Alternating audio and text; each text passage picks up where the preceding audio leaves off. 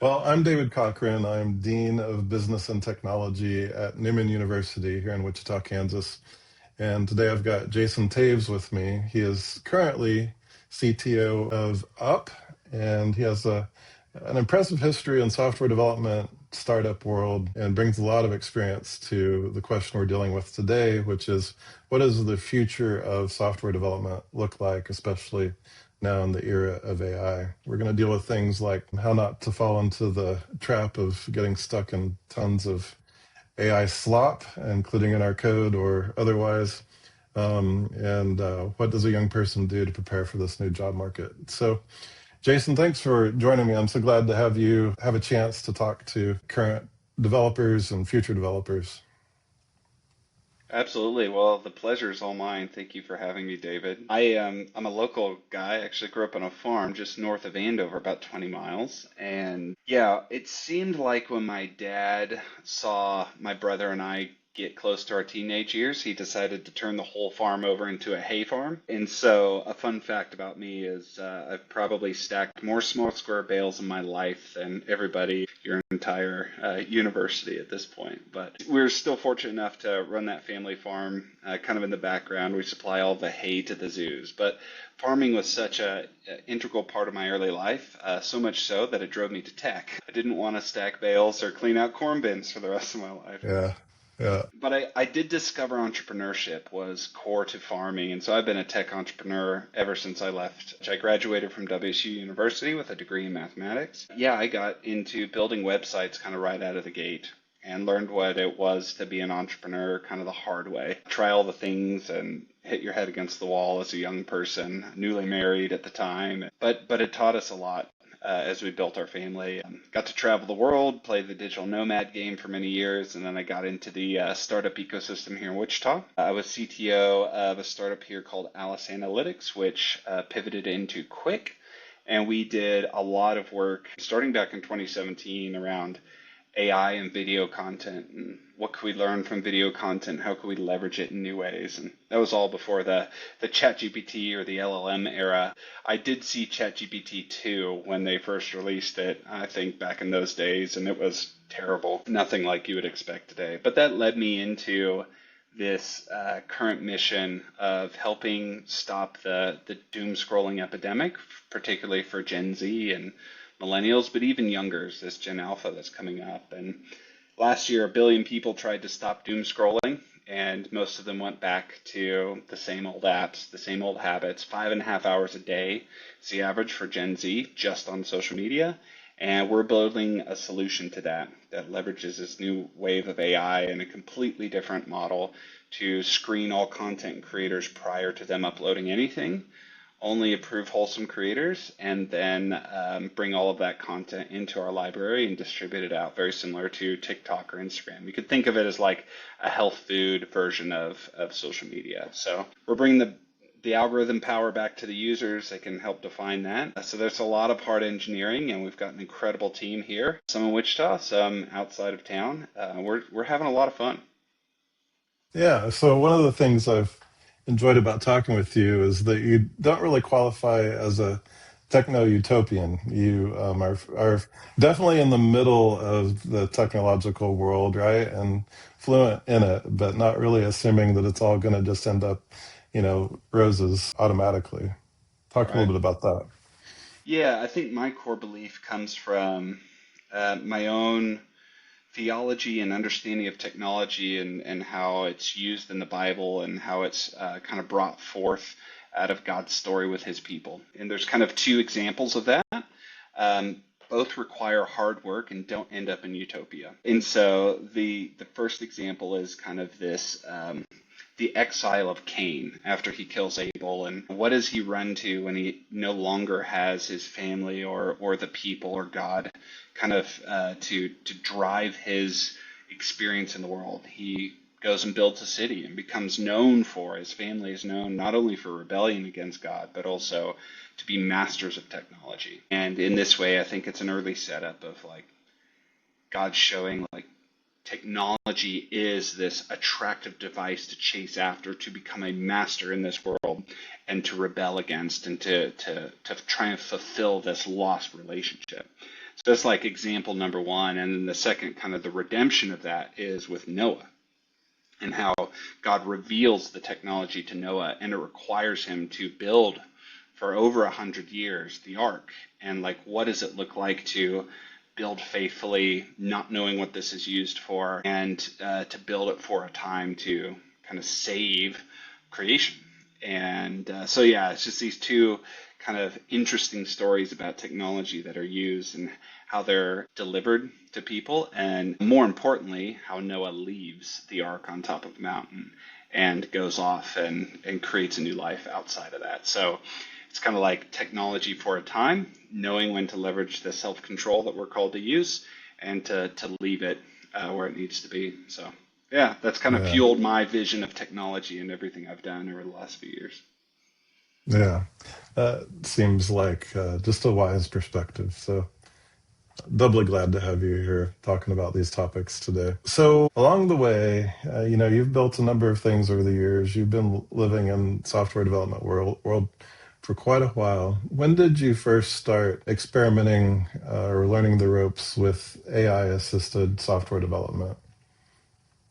Yeah, so I think I'll break it down over the timelines that I've got, where we have the end of 22 into 23 was this launch of ChatGPT 3, the LLM world. Uh, I think most of 23 for me was just learning, because it was a fundamental change for how we could use decision we could use code or LLMs to like solve decision making points. And so this breaks out into kind of the two paths. One is like deterministic, which is like 2 plus 2 equals 4. It's like always going to be the same output. This is where code gives us the strength of deterministic systems. And then there's the probabilistic decision making that ChatGPT really opened the doors for. And 23 is mostly, how do I leverage this in business use cases for consulting clients I was working with at the time, but also for myself to just learn more about this world. So 23 was like a playground for me, and I loved it because I got to build really interesting solutions for customers at the time, but also find this new wave of AI coding enablement.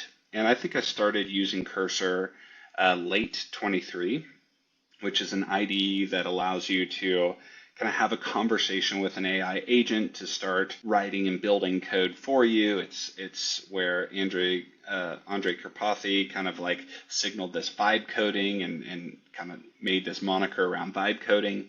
It's just going with whatever the agent says you should do and saying yes to everything. I actually preferred the early days of Cursor, where they called the auto run mode, I think it is now. It was called YOLO mode.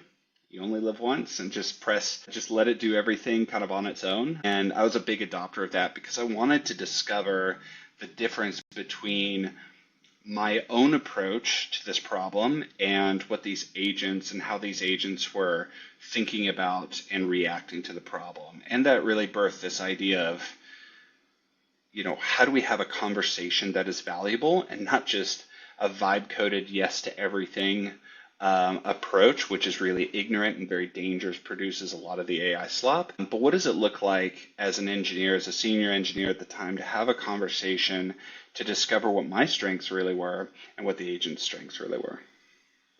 Yeah, so that back in those days in 2023, they weren't super great at writing Oh, great code, were they? it was pretty bad. I think where I found the most success was like simple Python scripts that I could very clearly articulate, and it just solved syntax errors more than anything. But when 2024 came around, we could start using a lot of the code that was output, and then 2025, it's like I have a very extreme. I know that I'm on the extreme side of like the fast startup mentality, and I push a lot of that code straight out to production. Yeah. Do you miss writing code? Not really. It feels like it unlocked all the fun parts of being a developer, because you can't be successful as quickly with LLMs and these IDEs, these AI coding agents, when you don't know what you're trying to build, but when you know the destination that you're after and you're accurately describing the process to get there and kind of the business logic that you need to incorporate into code, and you get to go back and forth over a plan, and he's like, yeah, that's it. Oh no, we're just missing this little bit. Like, add that to the plan. Anything else am I missing?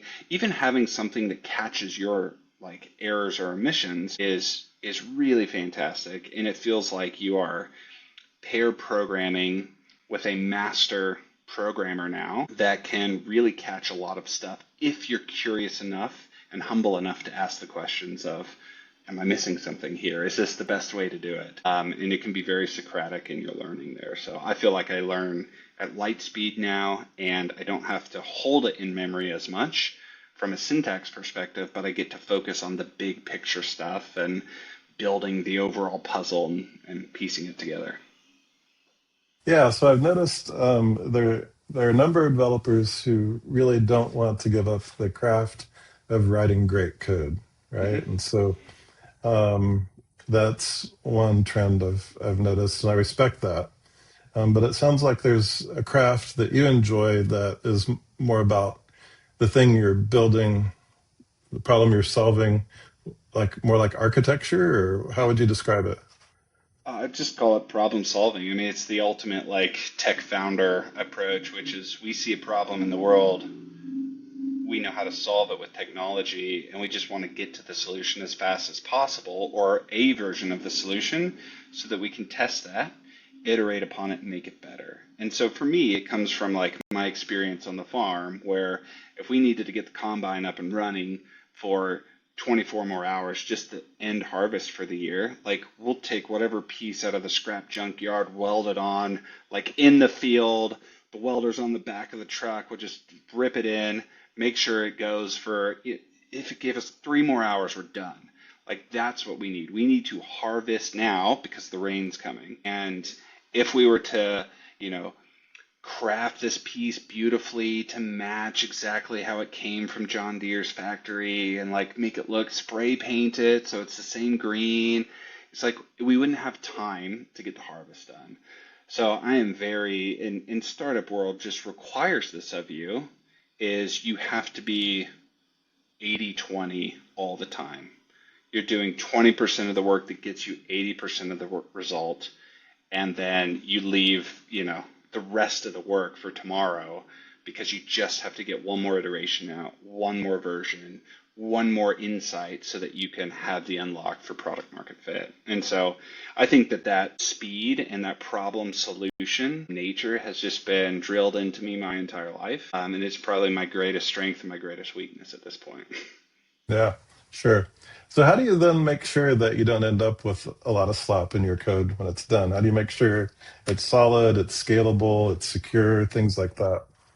Yeah, this is such a great question, and I've had lots of spirited conversations with developers, as you might expect. I think reframing some of this conversation is really important. At the end of the day, these AI agents for coding are really just a faster or more powerful lever on the thoughts and insights that are coming out of our brains.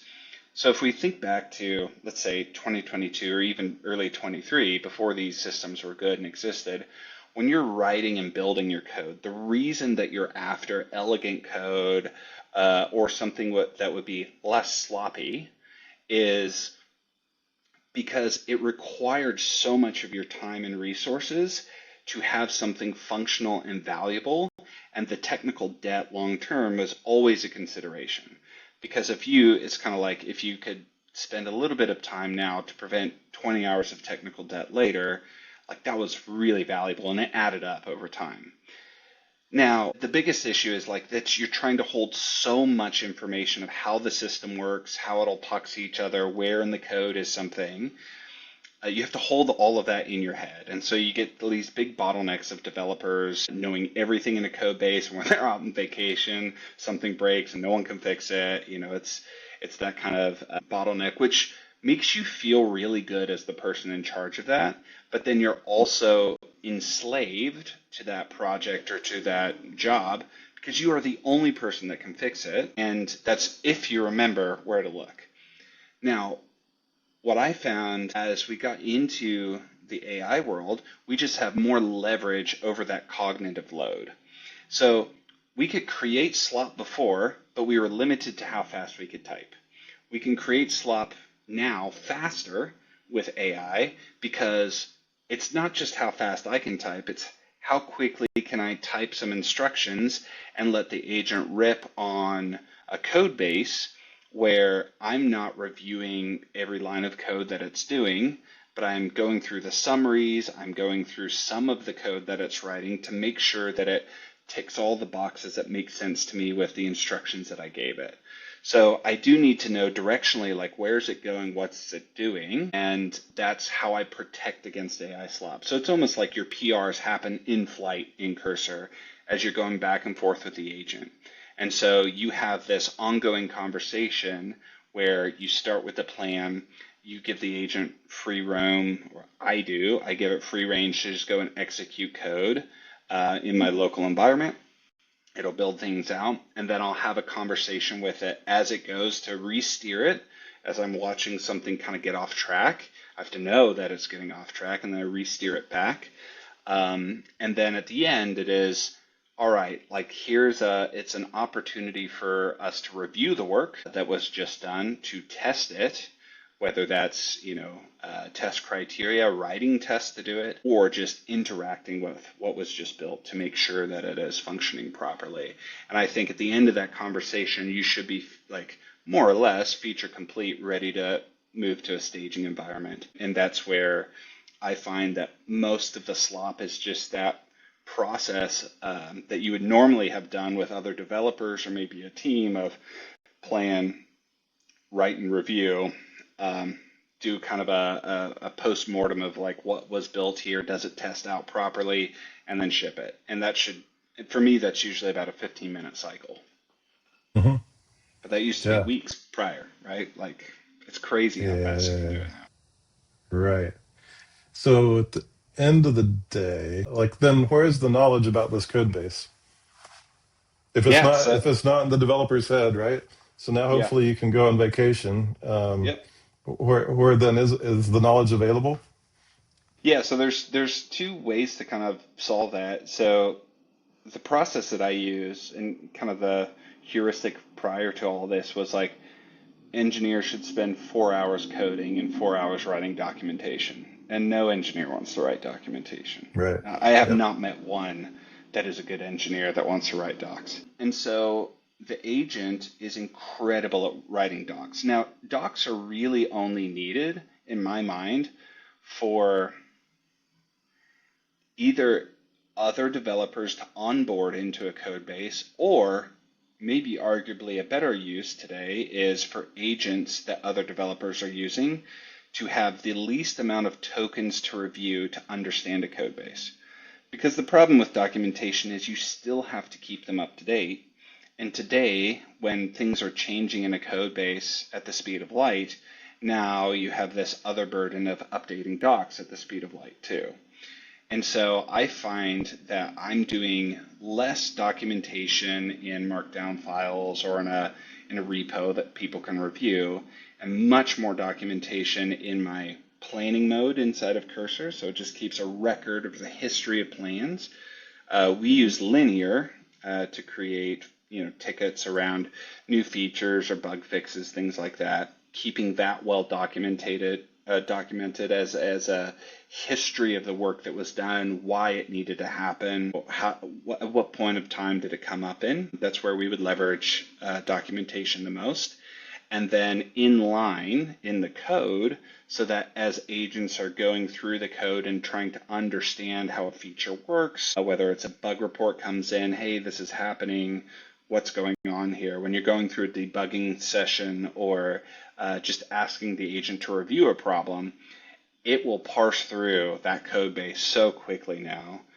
You could make a strong argument that docs aren't needed. The only value that I've seen from them as I'm going through with my own agents in Cursor is just reducing the amount of tokens it needs to review in order to get to the right code files or the right functions to understand the real problem. Yeah. So it provides a summary and breadcrumbs to find its way right to the right Yeah, file and the right. Yeah. right, right. Yeah, that's great. Yeah, even I've noticed, I've messed around enough. I've been working on Cloud Code recently, and the benefits of producing a planned document together, right? And then you can watch it just like you work together on this planned document, and then you watch it just turn it into a punch sheet, and it just works through Mm-hmm. those check boxes, right? And Yeah. then so things show up, problems happen, right? You've pushed to production, and there's a bug or a glitch or maybe a security problem, right? What happens then? I think this is an incredible part of the leverage that AI brings us. I mean, we had an issue in production just today, and it had to do with an auth system that was set up before our team came onto a project. And So an authentication system, so user yep, authentication. yep. And it was a product of a sign up flow that a session got corrupted somehow. There's not a lot of visibility or observability with the auth system that was set up prior to that, or prior to us coming on board. And it's just one of those like, hey, we think this is probably going to break. We knew this weeks ago. We think it's probably going to break. It's not breaking right now. Let's leave it. So there's technical debt there that exists in the code base. We're aware of it. And then I mean, our plan now as a team is literally just spinning up our own auth server, open sourced, hosting it, managing it all ourselves. We're a team of 5 and leaning on the speed in which AI allows us to do that as the solution. So we'll have this problem fixed within the next 48 hours. And we're in a beta zone, so it's okay for us to have problems like this. So it's weighing the risk and reward of like the 80-20 rule. Like, do we really need to deal with it now? No. We can kind of like let that technical debt live. And then as soon as it becomes the most important thing to work on, we just use the leverage that we have at our fingertips to go and solve that problem. Yeah.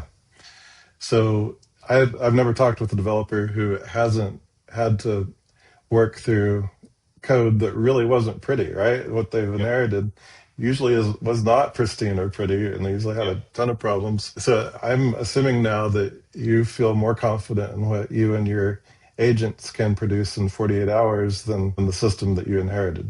Yeah. Well, and let's just acknowledge like code from an agent that I'm working with is not going to be the most pretty code. It's not going to be without technical debt. But if we acknowledge that we're always working with less than ideal code, right? Every line of code that we have to deal with is not is it's unideal. The best code is the code you don't have to write. And so how do we refocus on the speed to a solution? So if we say like prior to this, we had to plan, work with other developers, work with other departments and teams to make sure we're not stepping on toes or like understand kind of this full architecture of a system, refer back to documentation, then make this multi-week plan to slowly roll something out so that we don't break anything. We can just rip so fast through that now when the agent can take the cognitive load off of, and you just have to be thoughtful about the questions that you're asking and those guardrails. I mean, really, the questioning of the agent is the guardrail that seniors have an advantage with because they know kind of directionally what's correct or what's a good path to pursue. Whereas as juniors might not have the same experience or understanding to create those guardrails to question the AI in a way that allows them to produce a solution faster to the problem at hand without creating new problems. Yeah, absolutely. All right, so I want to talk about 3 things before we're done, and they've been circulating in my head while I'm listening to you talk. First of all, there's a real cultural shift, right? Producing software today is way different than it was. And so you think of an organization that has a way of working, making the transition to this way of working is not easy, right? So I'd like to hear you think about that. Then I want to talk about the experience of experienced developers contemplating whether they're going to make this transition or not, and then young people who are coming up and needing to find a way into this new world and a way to be productive and get hired, right? And then to succeed. So let's talk about first that cultural shift, right? Yeah. What's your Yeah. experience about making that culture shift? Yeah, so for context here, I'll call my biases out before we get too deep into this. I've spent most of my time either on special projects for large organizations or in the startup world. So my specialty is not managing a system that has to have 99.999% uptime, cannot go down, like Hmm. stoplights or medical systems. Like these are things that are just not my wheelhouse. So take all of what I'm going to say with the context of speed is my friend. It's always been my friend. That's what I focus on because the speed of a solution is generally the most important thing to the people that I've worked with or to the projects that I'm building or working on. So I think the cultural shift is if you find yourself with an organization that heavy on process, your problem solution cycles are long and they're slow because generally they've indexed for process being the most important thing, not the solution being the most important thing. And so I think the cultural shift that allows new startups or even young people to succeed wildly with this leverage is that this whole system is bending to give, and we're talking like next leverage to solving a problem quickly. So if you're a large software company and you are not able to push features out for your subscribers or your users as fast as a competitor is, your moat generally was like, well, we have X number of lines of code and these big complex systems that can serve something that is big and robust and important to our user base. We could charge a lot of money for that. But now, with the speed at which young new entrepreneurs can catch up to those big software systems, there's always this kind of fun quote in the startup world, which is your margin is my opportunity.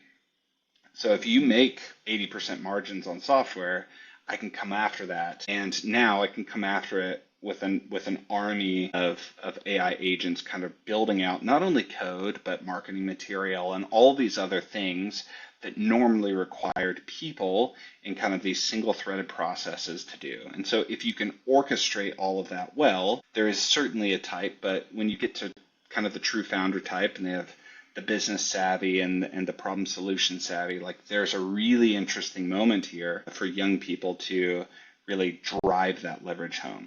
So for big organizations that are stuck in process, it's just giving people permission on the right projects to experiment with speed. Like where can we solve problems fast? And how do we just learn that as part of our culture? Index for speed instead of safety. And that sounds super scary for a lot of people. So pick the right project that can be successful with speed over safety. So that's kind of a pointed, easy way to call that out. Then you can get good at speed and weave in your existing strength of safety on top of that. Yeah, So let me talk about that for a second because I've got a young programmer who taught himself your way of coding, right? He uses Cursor, he's got agents doing work, right?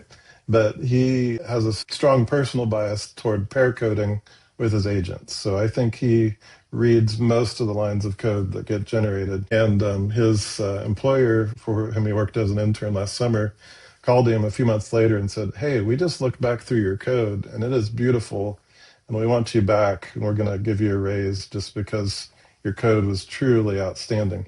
So that is possible, right? If you want to optimize. So you talked about 100x, right? So maybe Kelly, is my student, was working at 10x, right, of what he would have otherwise, but trying to hew toward that middle. What do you think about that approach? Is it possible? yeah, of course it is. I think it's kind of this new world of specialty, right? We have the front Hmm. end, we have the back end, then we have full stack, then we have DevOps, we have infrastructure, system architects. Like there's specialty in all these areas. And so I think what's most likely is you're going to have, and this is kind of how we have set up our team. I'm probably like the most extreme on the speed side of the spectrum. And I've built out a team that has much more senior engineers than I am, but are way more indexed. So like, whoa, we got to slow this down. We got to really review all of it, really fine tuning attention to that detail now of the code and thinking very holistically about kind of the future architecture and weaving as much of that into today as possible. And so there's this nice tension on our team between like speed and I'll say safety, right? So speed and safety, speed and safety, speed and safety.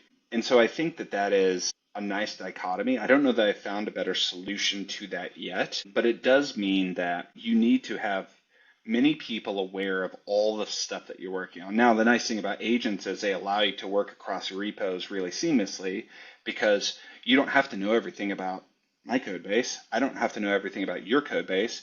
I'll just query the agent on things that I'm thinking about on that. It'll fill me in on context. I know where to start and what to review, maybe clean up, and then we can go from there. And so we just like, I mean, we've got 20, 30 commits a day back and forth across a single repo at the moment. And it's really fun to see that kind of ping pong back and forth with agents doing the majority of the work. So that's pretty fascinating. I love hearing you talk about then your team, right? And so there's you with your mentality. You've got somebody on the left. But what would you say your average speed of productivity is now versus what your teams would have been 3 years ago? Yeah, so I think our team is team five, five core engineers, and we are, based off of our work over the last 6 months, we're probably operating like a team of 25 or 30. So we're like a 5 or 6x on average. Hmm.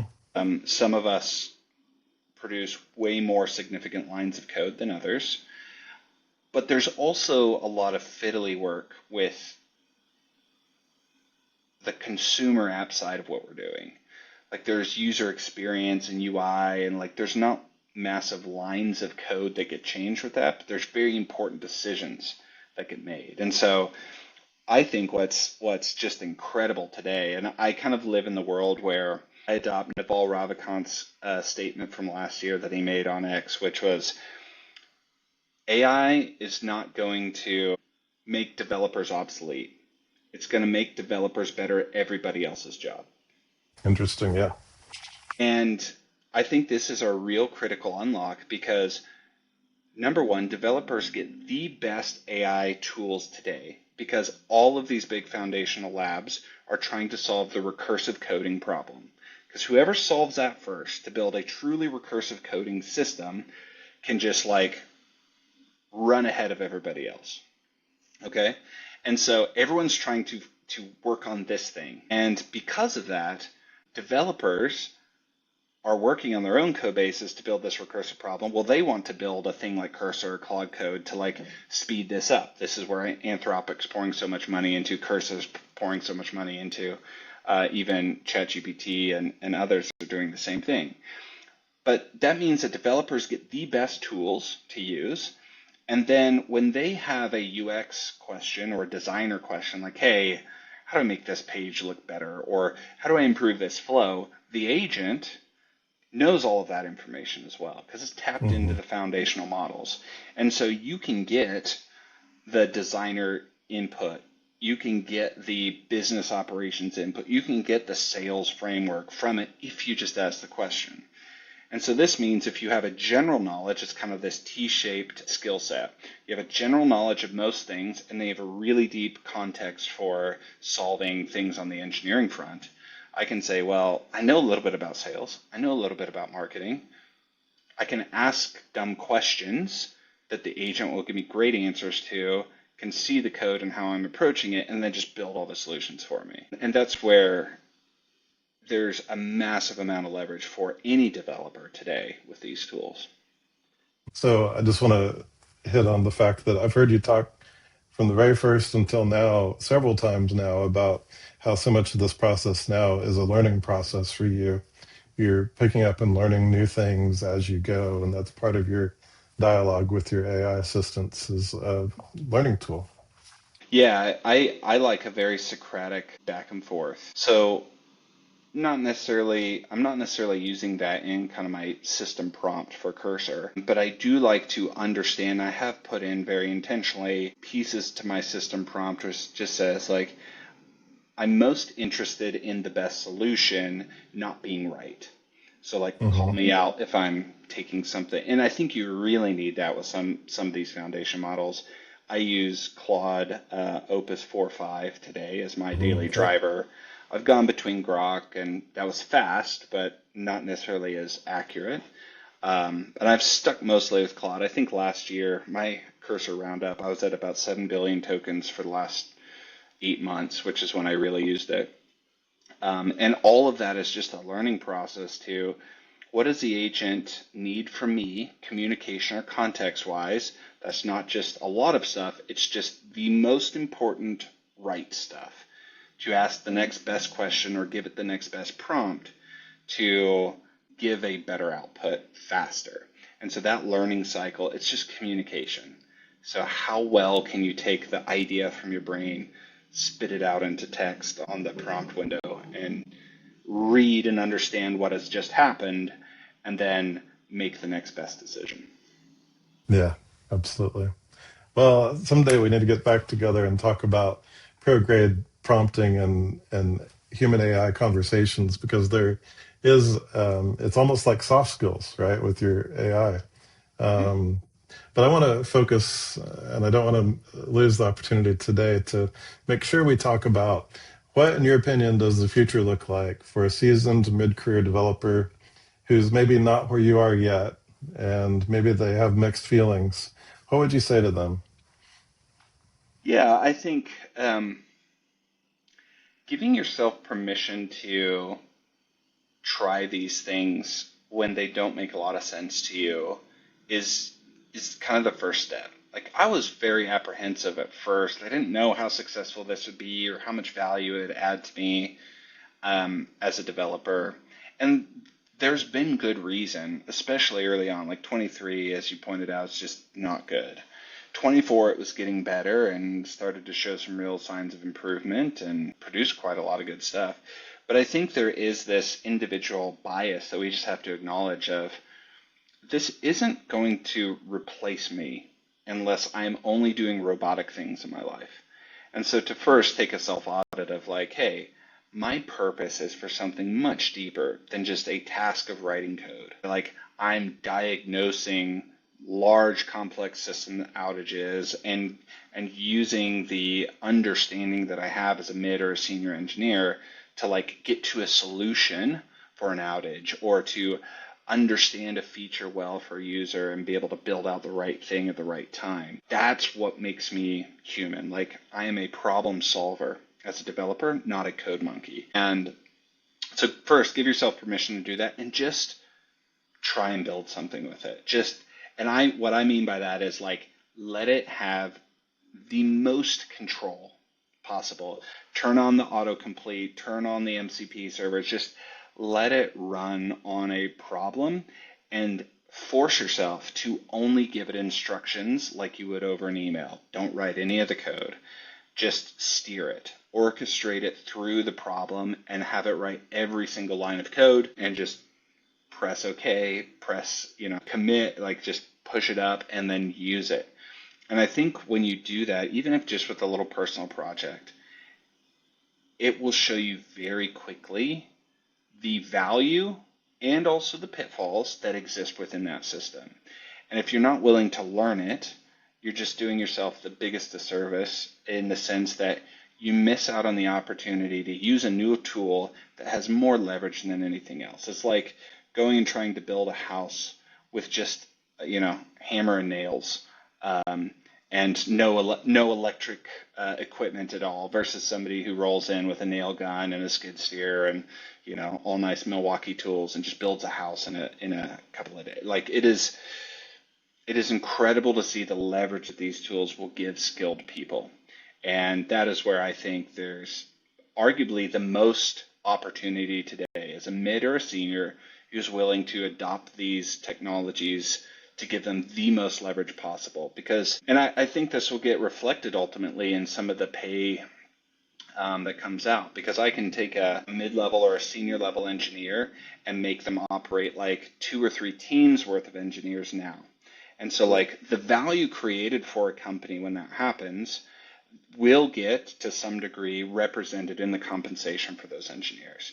And so part of that is the struggle of how quickly does that change, and who are the companies that are willing to accept that value add. But if I can get an engineer, who, let's say they may have been getting paid $120,000, $130,000 a year, and they're only producing maybe $180,000 worth of value. If I can get them to produce $400,000, $500,000, $600,000 worth of value and get them to $300,000, $400,000 a year, that's significantly more value for everybody involved, except for the people who don't get hired because that person is there. So I think that transitions well to like, what do the young people need to think about? Yeah, exactly. That was the next question. So if Yeah. I'm trying to break in, right, what does the future look like for me? How do I stand a chance? Yeah, I think what I remember about kind of the early days of being an entrepreneur and just a young person in the world of software and coding is the advantage every young person has is just their raw time that they're willing to put towards a project. Because I'm in my mid 30s now, I've got a family, I've got kids. I don't put in more than 50 hours a week.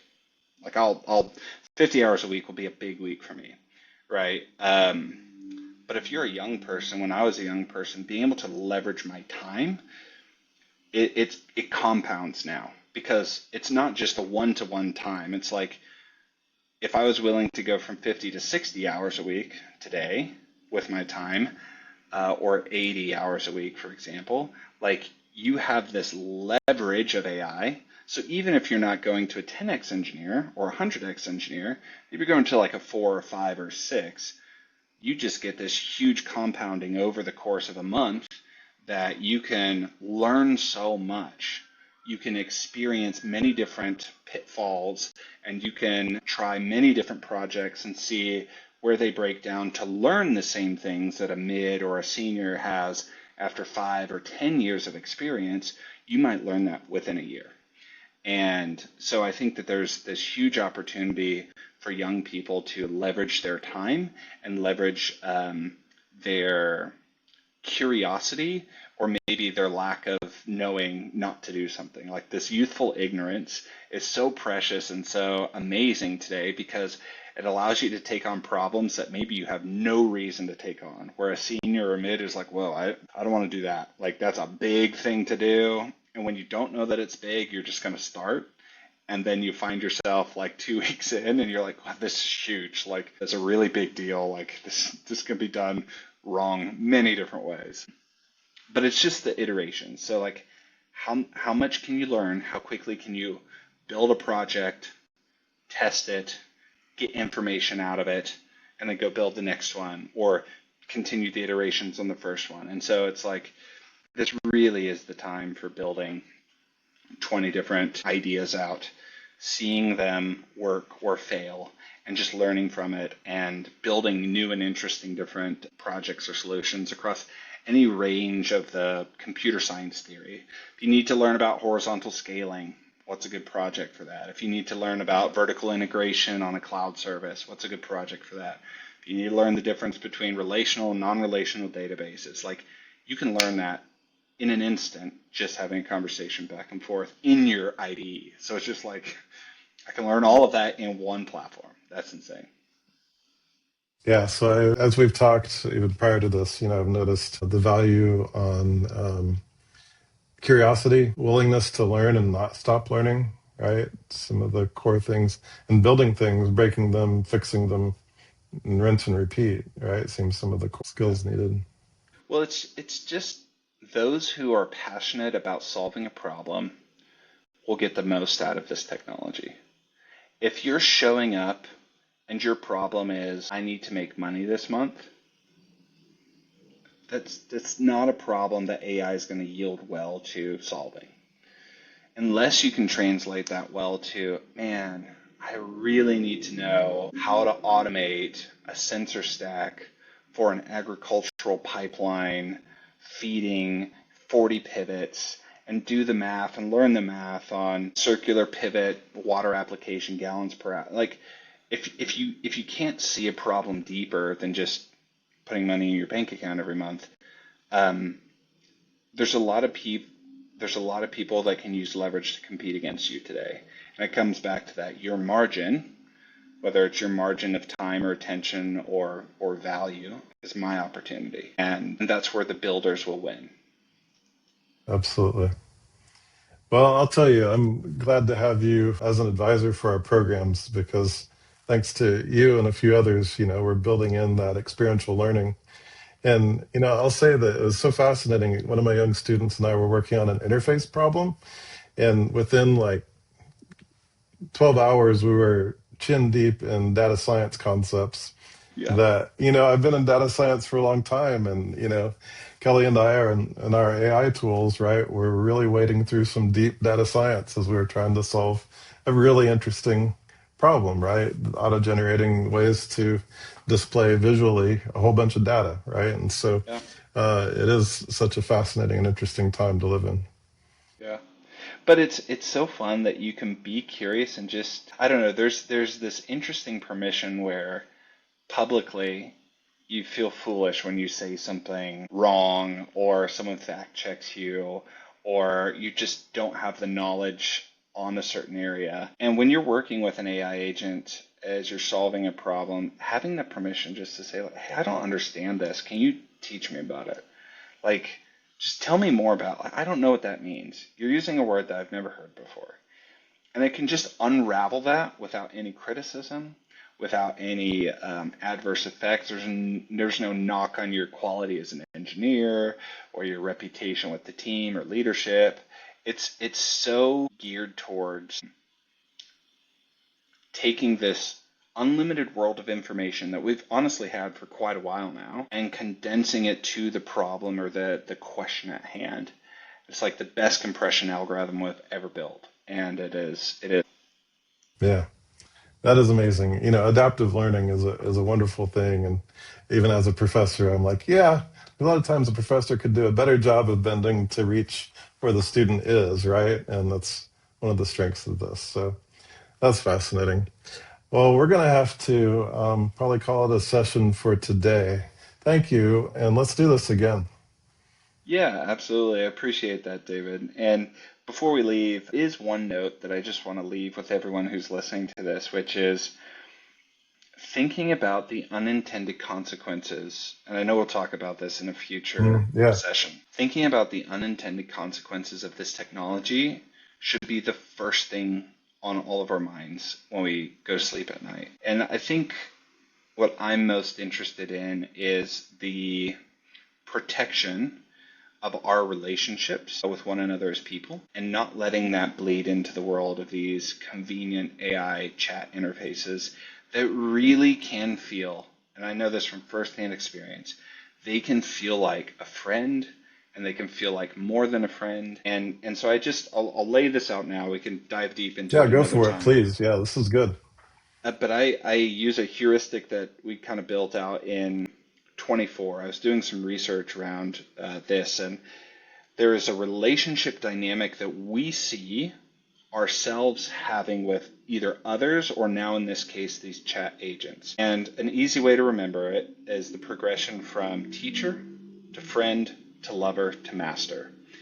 And it builds off of this concept that where the world of social media addiction demanded and desired more attention, just raw time out of our day.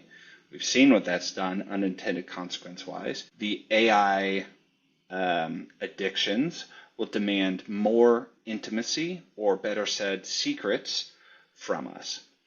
It will want to serve us so well, it will demand to know more of who we are, more of what we like, more of what we don't like, more of how we communicate, so that it can best serve us in the mirrored relationship that is, I think you want this. And this is quite frankly what's causing some of the early problems with syncope and like some of the suicide and the big lawsuit with OpenAI right now. So yeah, just think about the unintended consequences of having long conversations with something that feels human but is not. It is just a reflection of yourself. And so use the leverage, leave it at teacher, don't make it a friend, and don't take it any further. Yeah, that's so good. We do need to take that one up again. I just want to point out that, there we were driving into how fun it is to think and learn with AI, and now it's like, pull up.